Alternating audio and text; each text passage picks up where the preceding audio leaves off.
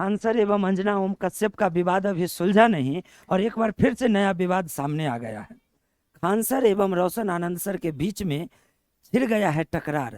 खैर छोड़ो इन सब बातों को, क्योंकि आपके अपने क्रमवीर सर आपको गणित सिखाने के लिए एक बार फिर से हैं तैयार। मेरे प्यारे बच्चों, अगर आप पिछला वीडियो देख करके आए हैं तो ये वीडियो आपको अच्छे से समझ में आएगा। देखिए आज हम सीखने वाले हैं भाज्य संख्या। पिछले क्लास में सीखे थे इससे पीछे। तो भाज्य संख्या किसे कहते हैं वो समझना है। तो भाज्य संख्या वैसा संख्या जिसका गुणनखंड 2 से अधिक हो। वैसा संख्या जिसका गुणनखंड 2 से अधिक हो। जैसे 4 ले लीजिए, 4 का गुणनखंड क्या होगा? 1 2 4। 6 ले लीजिए, 6 का गुणनखंड क्या होगा? 1 2 3 6। देखिए गुणनखंड 2 से अधिक हो रहा है, गुणनखंड 2 से अधिक हो रहा है। तो जिस संख्या का गुणनखंड 2 से अधिक होगा उस संख्या को कहेंगे भाज्य संख्या। अब ध्यान से समझिएगा भाज्य संख्या का दूसरा परिभाषा।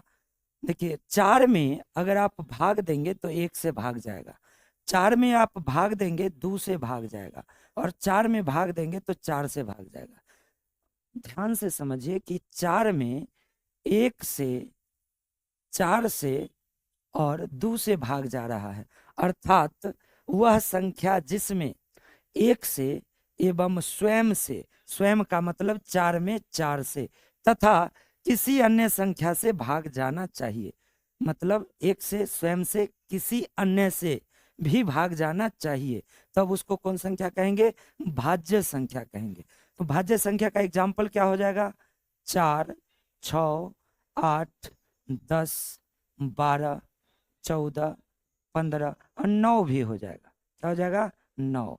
अब आप पूछेंगे कि सर 9 भाज्य संख्या क्यों है? तो अभी अभी आपको बताए कि 9 में 1 से भाग जाना चाहिए, स्वयं से भी भाग जाना चाहिए, और किसी अन्य संख्या से भी भाग जाना चाहिए। चेक करके देखिए, 1 से 9 में भाग दे दिए, खत्म, यानी 9 में 1 से भाग चला गया।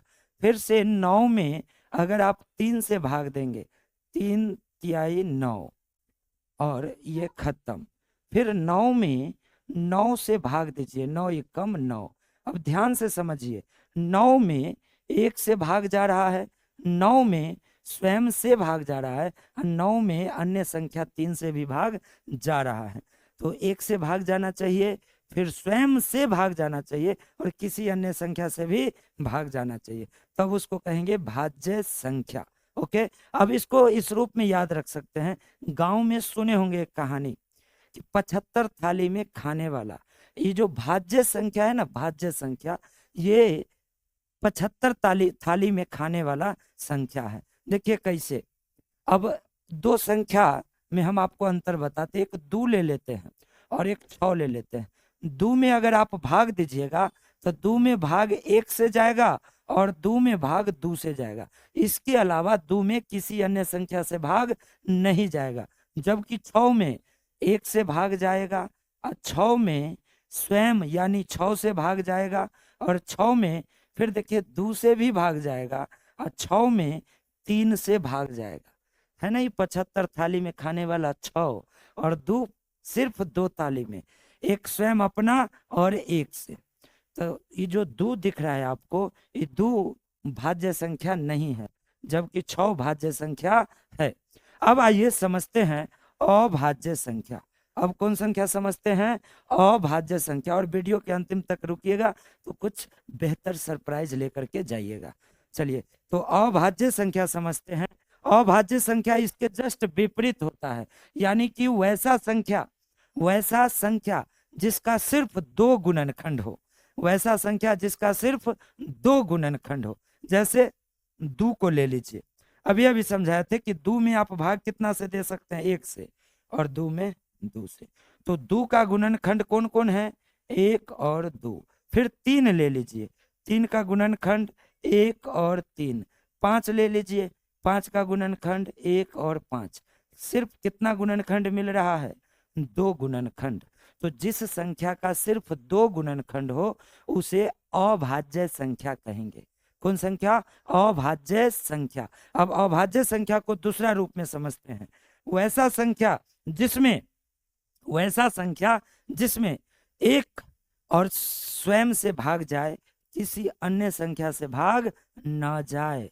वैसा संख्या जिसमें एक से और सिर्फ स्वयं से ही भाग जाए, किसी अन्य संख्या से भाग नहीं जाए। अब चलिए इधर एक एग्जाम्पल समझाते हैं, समझिएगा सभी आदमी। हम इधर लिखते हैं एक संख्या 7 और दूसरा 9।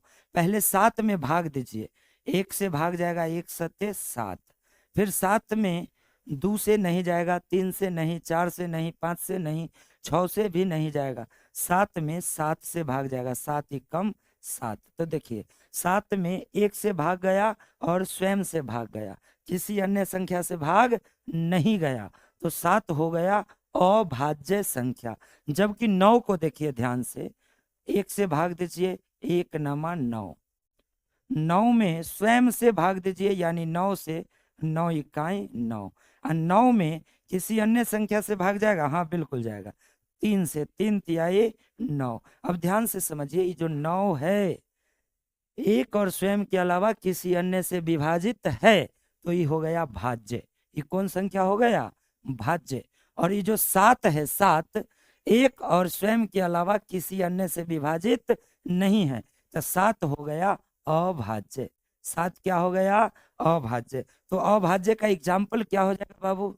अभाज्य का एग्जाम्पल हो जाएगा 2, 3, 5, 7, 11। इस तरह से अभाज्य का एग्जाम्पल होगा। अब आपके मन में प्रश्न आ रहा होगा कि सर एक तो आप छोड़ ही दिए, न आप भाज्य में एक लिखे और न ही अभाज्य में, तो एक कौन संख्या है?